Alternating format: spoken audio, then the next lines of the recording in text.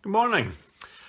I just wanted to do a quick video this morning, a little update on where I am with the Kitaco iMap that I have fitted in the bike. Now, for those of you who's watched these videos from the start, you'll know that the progress to installing that, but just in case you haven't, when I bought the bike, it was second hand. You can't buy Zoomers new in the UK anymore. And the previous owner had fitted a Polini CDI. Now, the CDI basically just controls the engine in the bike, and it's used to restrict the engine to conform to legal requirements for mopeds and scooters in the countries concerned. So obviously in the UK, a moped is not supposed to go over 28 miles an hour. So basically the CDI restricts the bike to that speed, or round about the 30 mark. Now obviously that's not using the full force of the engine, the full power of the engine. So what most people tend to do is put in an aftermarket CDI, which will release the full potential of the engine, so you're getting the maximum speed you can out of it. Now, the previous owner with the bike I had installed a Polini CDI, which was great. I mean, in terms of speed, it was good. The bike would, even with my weight on it, would do over 40 miles an hour easily, and you could feel the engine was still pulling it. It wanted to give more. So that was great. The problem with the Polini CDI, as has been noted by many people who've used it, is it's a bit of a dog. It caused a lot of stalling problems. The bike would stall off all the time at lights and things, and it also makes it more difficult to start. So they're not made anymore, the Polini CDIs anyway, and frankly, although the speed was good, I was more interested in having a reliable bike, so the Polini was removed, which took the bike back to stock again, engine restricted. Now, the only other option for a CDI for the fuel-injected Zoomer, which I've got, and which are the only ones issued to the UK and Europe, and I think Japan as well, are fuel-injected. The only other option for a CDI is the Kitaco iMap, which is made in Japan. So I got one of these quite a while ago now, actually, probably getting on for a year ago, and fitted it, but I've never actually found it seemed to make any difference at all. And what little bits of gains in speed I was getting were more for the fact I was playing around with the variator and the various roller weights, that sort of thing. And I would get maybe an extra mile or two here. But the iMap, I just didn't feel was doing anything. Now, the problem with trying to make sense of what it is that very few people have them in this country. And unless you speak fluent Japanese, it's very difficult to discuss with anyone what the iMap is supposed to be doing and what could possibly be the problem. However, luckily, the other night I got in touch with somebody in the UK who has a Zoomer, fuel-injected Zoomer, has fitted the iMap, and it's working perfectly. And he is getting speeds without any tuning on his variator, without changing the weights of the sliders or playing around with it. He's getting the speeds in excess of 40 miles an hour with the iMap, which is what it should do. Another person I spoke to who hadn't used one personally, but he said he reckoned he should get at least 43 without any problem. So we then started discussing, well, what am I doing wrong here? Now, I've been over the wiring for this loads of times, and I'm 99.9% certain I've wired it correctly. There isn't a lot of wiring involved, but it's quite fiddly wiring.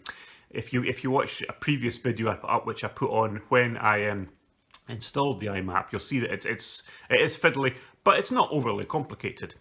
However, one of the things he came up with was when I first installed the iMap, I did actually cut and splice a wrong wire.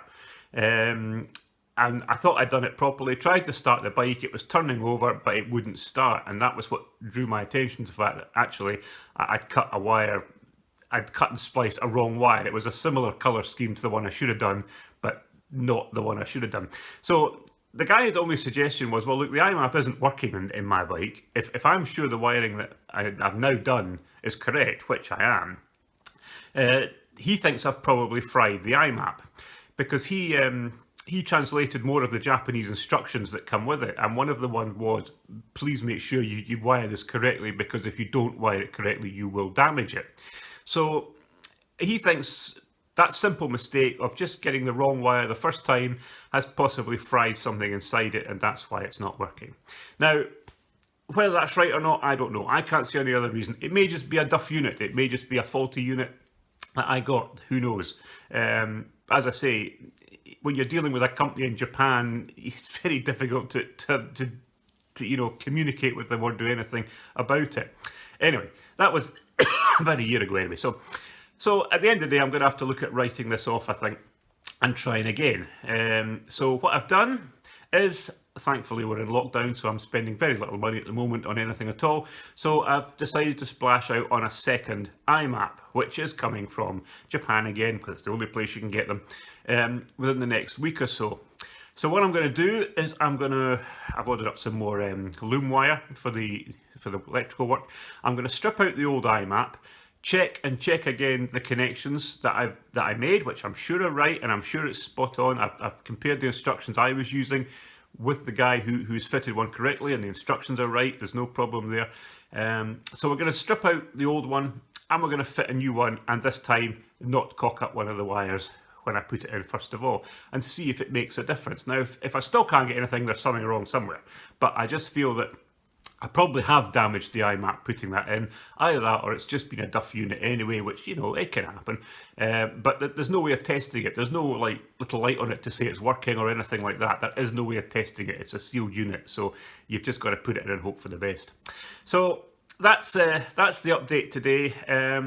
This would explain why I'm struggling to get the bike over that 30 mile an hour limit, and why changing, you know, sliders in the variator and playing around with this sort of thing isn't making a huge difference. It's not making a huge difference because, frankly, the engine is still pretty much restricted, and that's what's the problem. The iMap has 3 dip switches on it, which can get the engine revving up to 10,000 RPM. Now, the restricted limit for the engine is round about 8.5, so that's a big difference. So that's what we're going to do. We've ordered a new one. Hopefully within the next week or so it'll arrive. I'm on lockdown, so I've nothing else to do at the moment.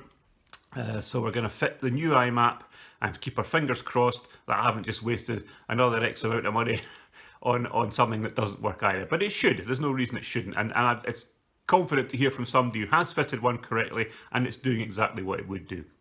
So I just wanted to update you on that. I'm still waiting for the NYC drive face. I've got new sliders ready, but I'm probably going to hold off and install all that at the same time as I put in the iMap, and just see if we get any extra speed, which we should get a lot of extra speed, at least, you know, for a small bike with my weight on it.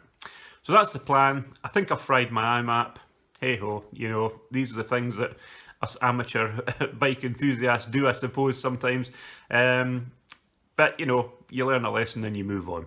So that's the plan. New iMap in the next week or so, hopefully, and we'll obviously do a video about that and see how we get on. So if you could keep your fingers crossed, that'd be much appreciated. And also, if you could like and subscribe to the video, that would be great too. That's much appreciated as well. Okay, thanks guys. Stay safe wherever you are, and there'll be another update to follow soon. Cheers now.